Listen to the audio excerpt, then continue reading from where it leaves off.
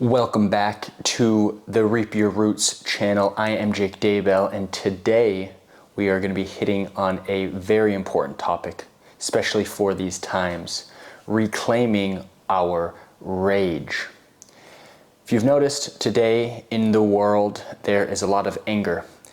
We are feeling angry towards each other. We are feeling angry towards ourselves. We are feeling angry towards the circumstances in our lives. We're feeling angry towards the circumstances in the world on the global scale.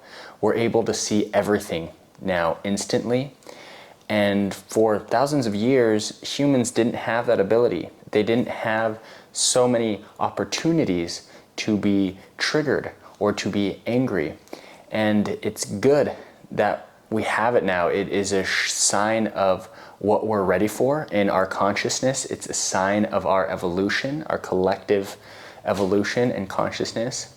But we do need tools to be able to transmute a lot of these new triggers, emotions, states of being that we are being confronted with in this modern era. So that's what we're going to be talking about today. And this framework can be used with all emotions, but specifically I wanted to focus on anger. I wanted to focus on this because it is a very active emotion, and it's also an emotion that for many, almost universally, is either exiled, as in we don't welcome it, we view it as a negative emotion or a bad emotion, or it's a protector and it kind of runs our life rather than our true selves, ourselves running our lives.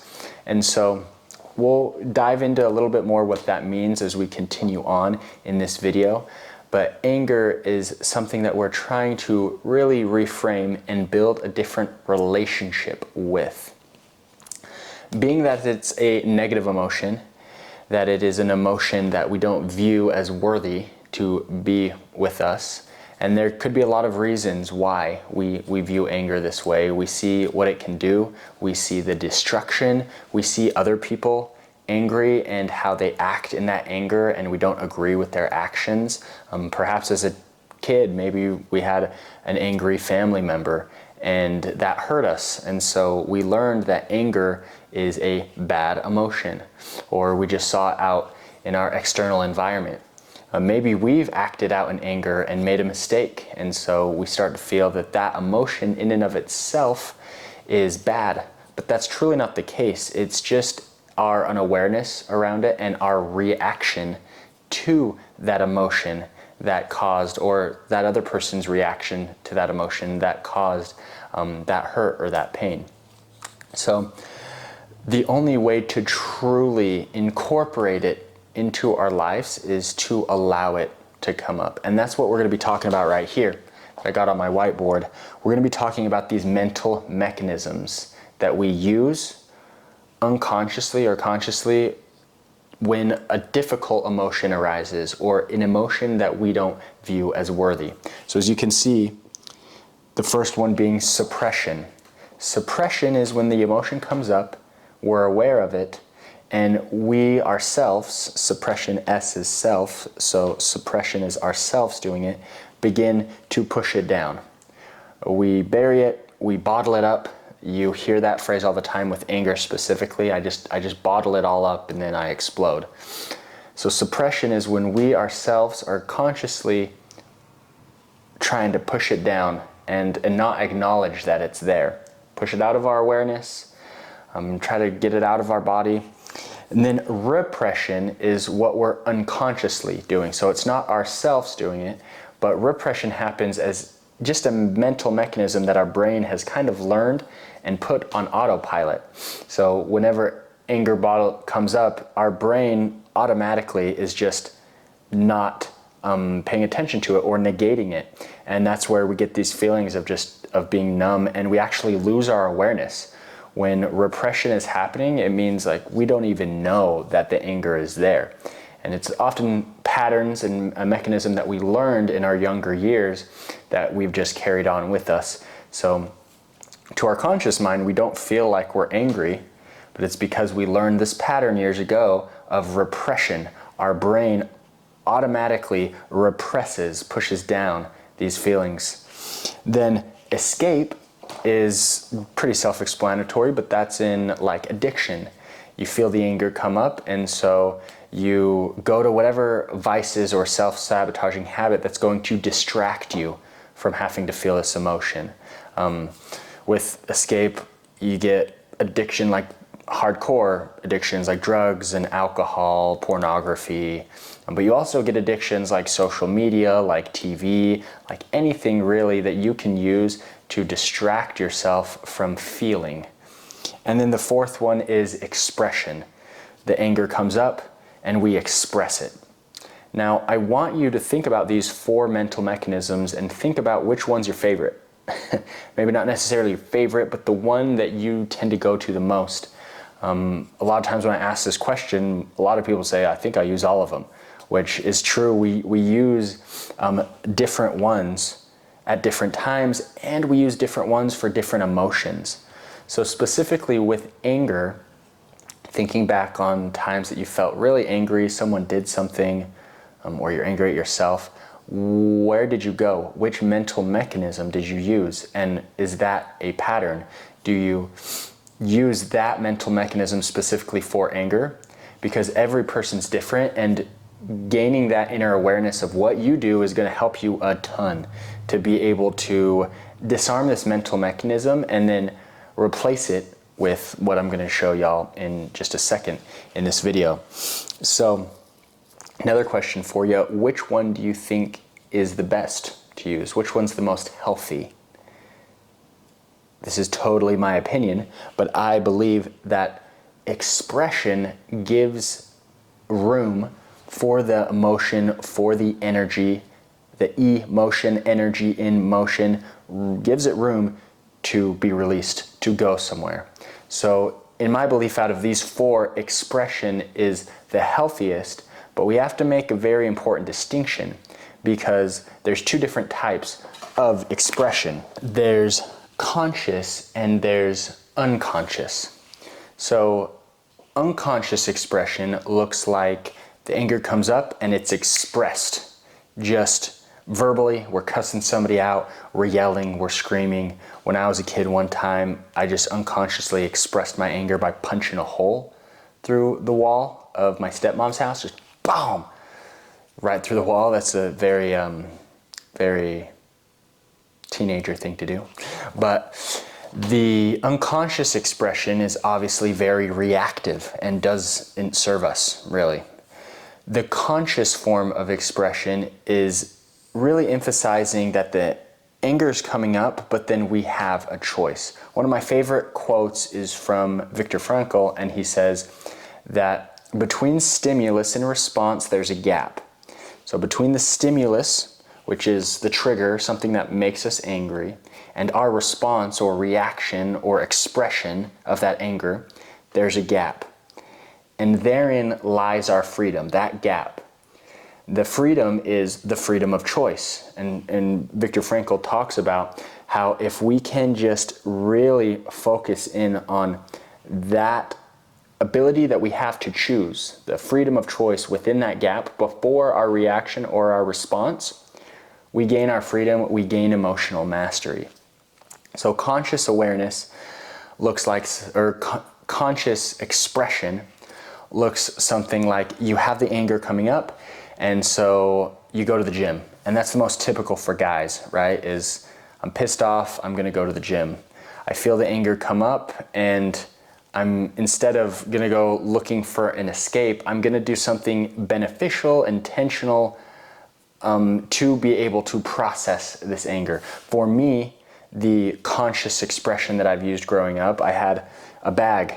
So I love punching the bag, MMA, and then running. I grew up around the mountains, so I loved going trail running. And I would consciously, even as a kid, when I was angry, go and transmute that anger into my run. Now, here's the caveat. Sometimes this would help me. Sometimes I would see that by the end of my run, the anger had been expressed, it had left, it had been released. But sometimes at the end of my run, I would actually be more angry. So expression doesn't necessarily mean, conscious expression doesn't necessarily mean that it is actually releasing the emotion. It could actually be gaining more of the emotion. On my run, I could be thinking and thinking more and more, or at the gym, and the anger could be just building and building and building, and it's not being released at the same time. Or maybe it's being released partially, but it's just adding more than it's releasing. So we have to be careful with expression individually, really feeling out like, is this a healthy, beneficial, conscious way that I can express this emotion that actually releases it? That's the caveat. It has to actually release it. It can't just be consciously expressing the emotion all the time and we're still always pissed off. And then obviously with unconscious expression, the anger is still there and it actually just becomes a loop, because then if we cuss somebody out, we feel bad about it, and so we're adding more guilt, and then we're adding more anger at ourselves, and it just becomes this cycle of suffering with unconscious expression. So now let's talk about, with these 4 mechanisms, we'll go back to some healthy ways of expression towards the end of this video, but I want to talk a little bit about the mental mechanism that is the most powerful out of all of these. It's unconditional presence. This is something that we always have the ability to do. It is something that we can actually make a habit and a pattern with anger and with all of our emotions. And it is what really makes us masters of our mind. Emotional alchemists. Inner alchemy is accomplished as we learn and apply this practice right here of unconditional presence.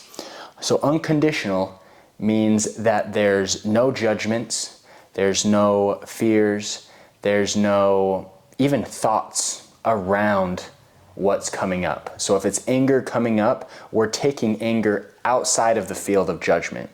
Instead of crowding it with thoughts of, oh, I shouldn't be angry, or I should be angry, I hate this person, or it's about this person, or it's about this circumstance, or we're completely minusing out all of the actual story that we're telling ourselves, the story around the emotion, and all of its judgments around it as well.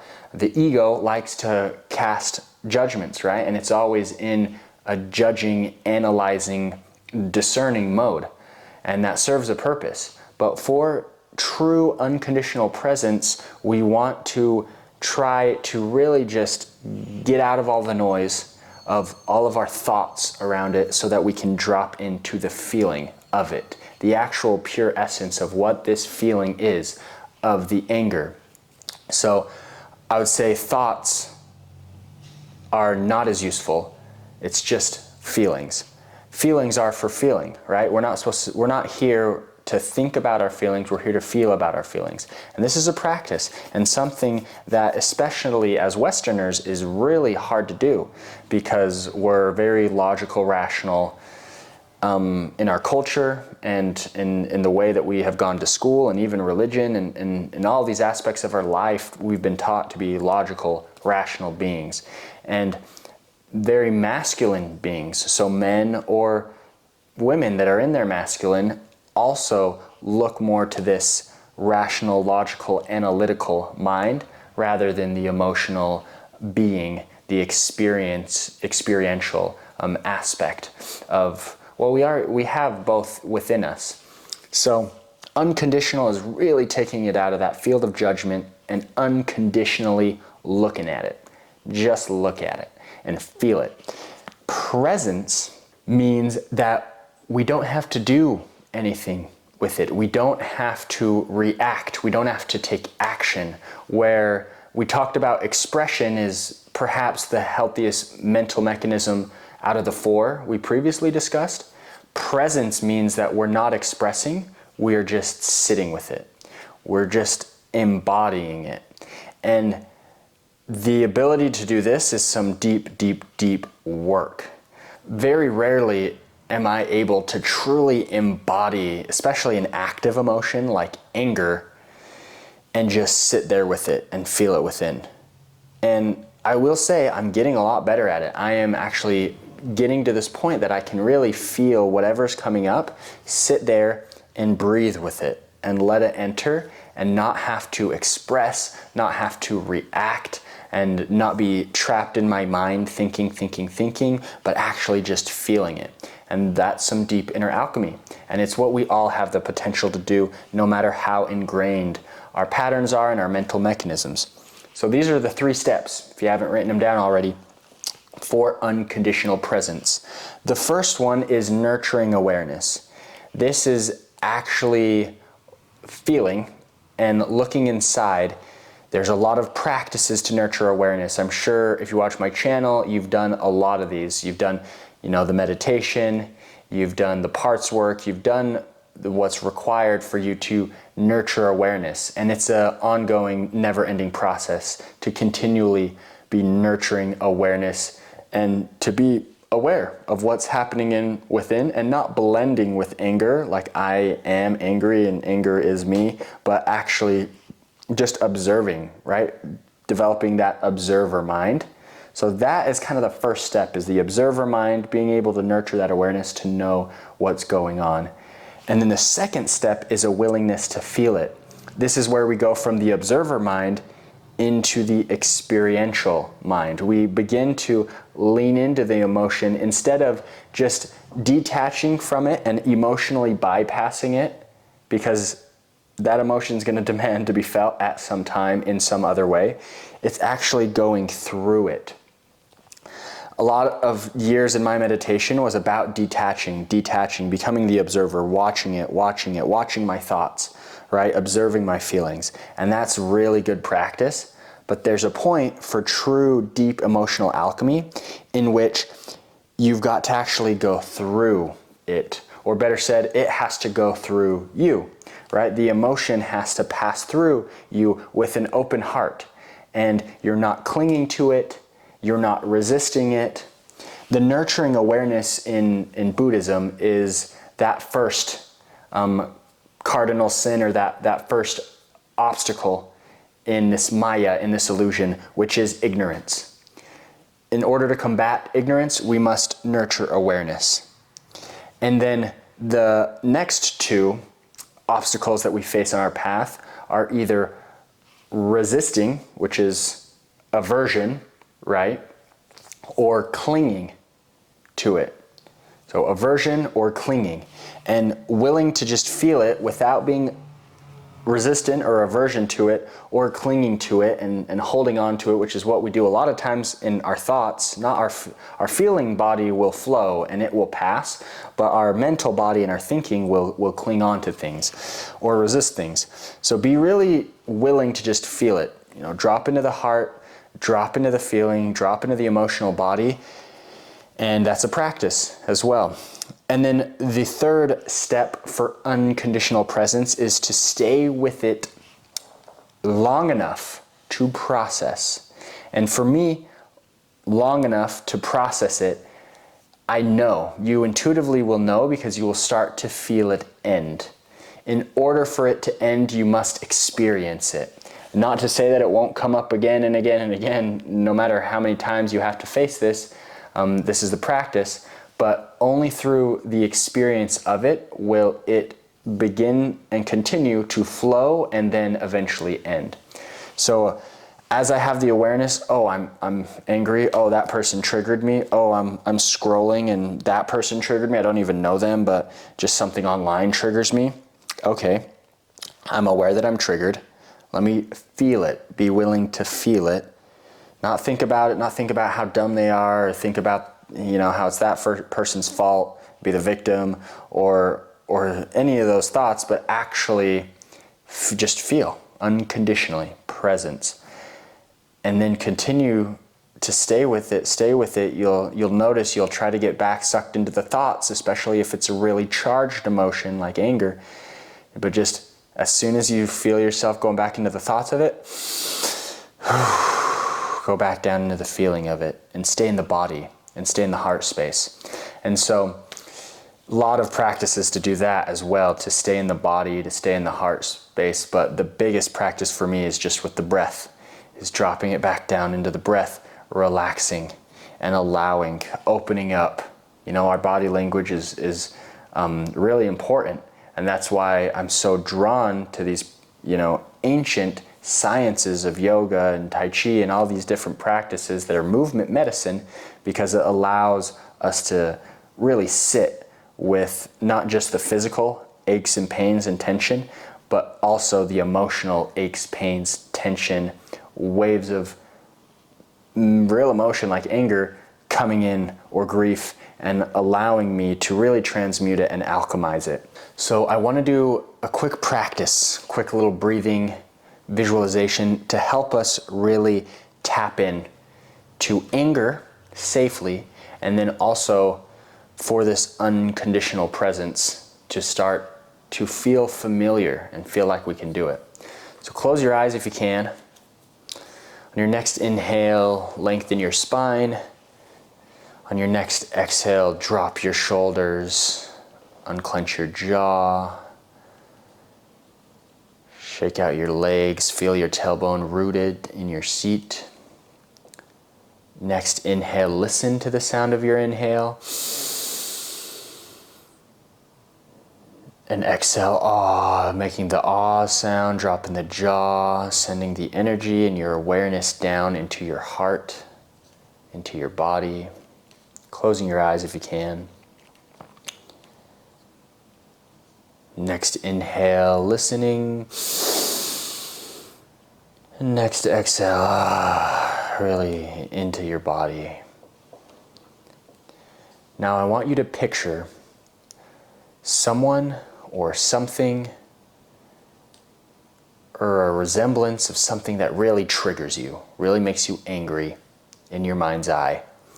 And I want you to put that person in a room separate from yourself. You can still see that person or thing in that room through a window, but it's contained in there. Now I want you to think about that person saying or doing the things that upset you, or that situation. And notice what's happening in your body, in your breath, in your muscles, in your jaw. Are there any temperature shifts?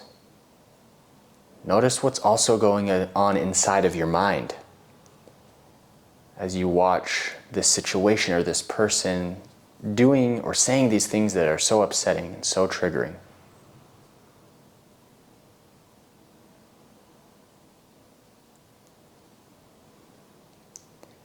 Now, as you completely feel it in your body,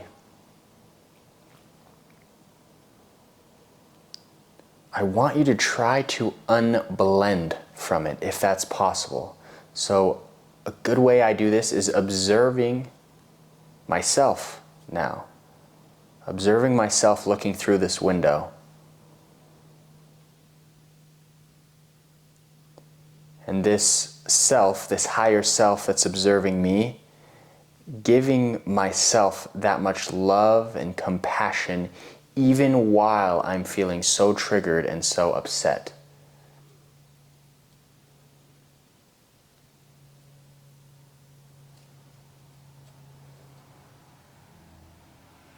Allowing the anger to still be here. Anger and love can coexist. Anger and calm can coexist.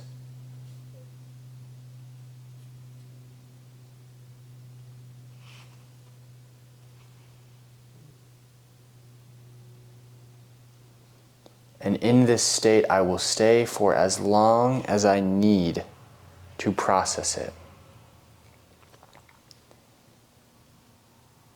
Dropping with a big inhale into your body again. Exhale, dropping down that higher self back into your body.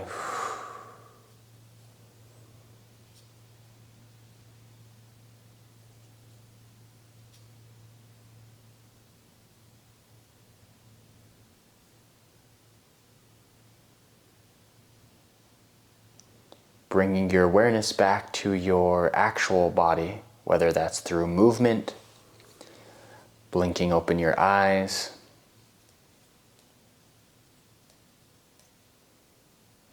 Now, this is an experience where you are becoming the observer of you and your strong emotion of anger. And like I said, that observer consciousness is something that needs to be cultivated. That awareness needs to be cultivated. Eventually, you may feel that with emotions that you do this a lot for, you don't even need to separate. You don't need to visualize your higher self looking at yourself, feeling that anger. You can actually just be your higher self within your body, and you can feel all of the emotions and all of the physical sensations that are caused by those emotions, because really this second step, being willing to feel, is allowing even the sensations in your physiology, in your body, those bodily sensations, to be experienced and allow them to happen without having to have big reactions or big expressions of them, right? Just feeling them. And every time that I feel them and I want to really work with that emotion, I'll sit with it. If I'm trying to transmute that energy or that emotion, a lot of times I'll breathe into those physical parts of my body. With anger, my jaw clenches. So I'll take another breath into the jaw, and then I'll try to release the emotion, and I'll always send it downward. I always send it downward, never projecting it out, never projecting it to the person who's in that room, because it's mine, right? It's my stuff, it's my emotion. And so I'll always send it downward into my root to feel rooted, grounded, and also into the Mother Earth, because she is able and willing to hold it all. She sustains us, she gives us life, and she's able to use whatever we're feeling as fertile compost. The fact that the analogy of Mother Earth is so apparent is because it's not just an analogy. That relationship we can cultivate actually like our mother. We can actually be held by her. We can actually really feel into the support and the love that she has for us. And so as I feel those emotions in my body, maybe my fists are clenching, I'm really triggered, I can release them.